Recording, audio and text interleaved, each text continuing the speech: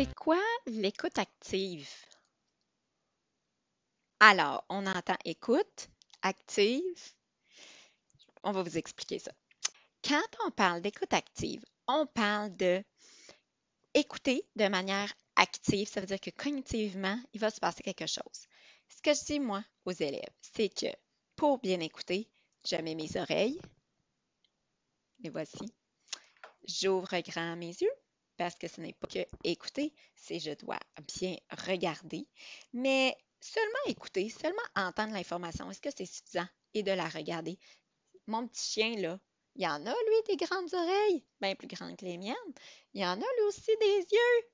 Bon, ben, il est capable de comprendre ce que je lui dis, il est capable d'écouter. Est-ce qu'il écoute activement?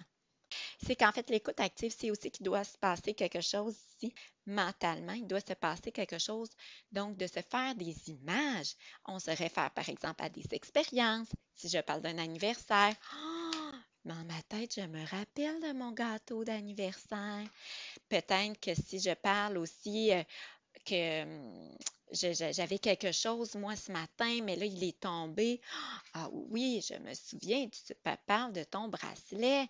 Donc, il se passe quelque chose dans notre tête. Donc, quand on parle d'écoute active, on parle les yeux, les oreilles et des images. Donc, mon petit chien, si je lui dis tout ce qui s'est passé dans ma journée, ce qu'il va comprendre. Je lui dis, moi, je suis allée au parc, je suis allée aussi voir un film avec un ami, puis après, j'ai reçu mon examen, puis, oh non, j'ai pas eu des bonnes notes. Peut-être qu'il va sentir mes émotions, peut-être qu'il le sait que je suis triste, mais il va pas écouter de la même manière que si on le met dans la classe, puis qu'on lui dit, t'as des oreilles, t'as des yeux, vas-y, écoute ton cours de maths.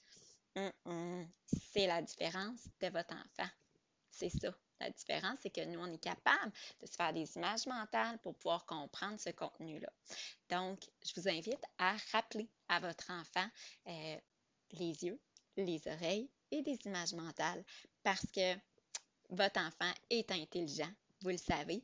Il faut juste qu'on lui permette de stimuler cette capacité-là. Pas juste d'écouter, pas juste d'entendre les informations. On veut qu'il se passe quelque chose, qu'on les traite ces informations-là. À bientôt!